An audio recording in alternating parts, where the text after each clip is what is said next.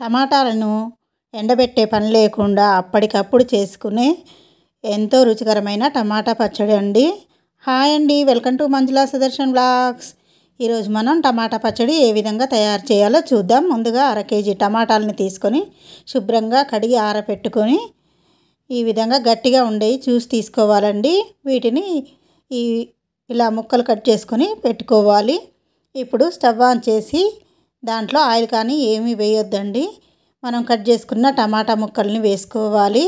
1/2 KG టమాటాలకు ఒక 50 గ్రాముల చింతపండు, దీంట్లో గింజలకు ఈనెలు అన్నీ తీసుకొని ఇందులో వేసుకోవాలి. ఈ చింతపండును కడగకూడదండి. ఈ పచ్చడికి తడి అనేది అసలు తగలకూడదు. మొత్తం ఈ విధంగా వేసుకొని ఒకసారి కలుపుకోవాలి. ఇలా కలిపి ఒకసారి మూత పెట్టుకొని ఉడికించుకోవాలి. ఇప్పుడు మూత తీసి మధ్య మధ్యలో కలుపుకుంటూ ఉడికించుకోవాలండి.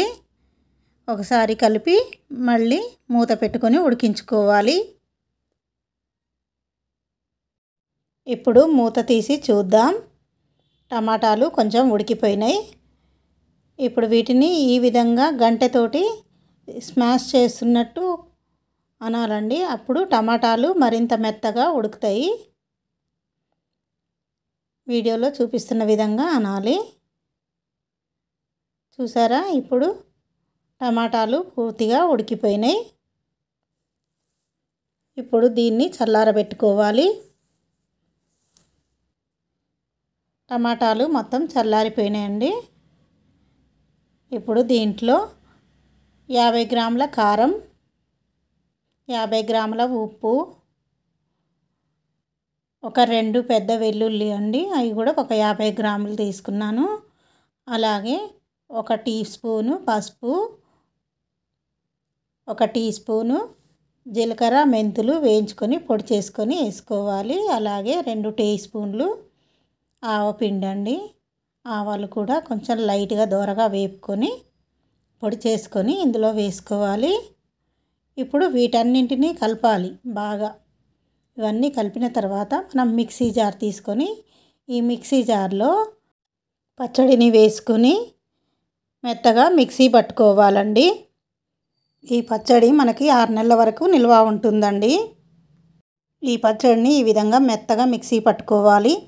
ఉప్పు కారం మనకి సరిపోయిందో లేదో ఒకసారి టేస్ట్ చేసి చూసుకోవాలి. ఒకవేళ సరిపోతే ఒకసారి వేసుకొని మిక్సీ పట్టుకోవాలి.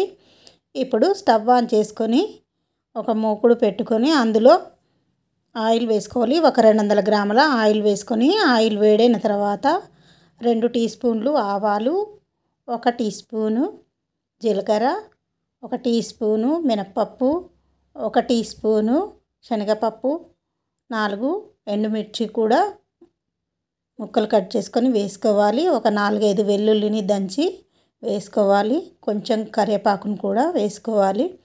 అలాగే ఒక 1/2 టీ స్పూను ఇంగువ వేసుకొని వేపుకోవాలి. ఇలా వేపుకొని అందులో మనం మిక్సీ పట్టుకున్న టమాటా పచ్చడిని వేసుకోవాలి. ఇలా వేసుకొని మొత్తం కలుపుకోవాలండి.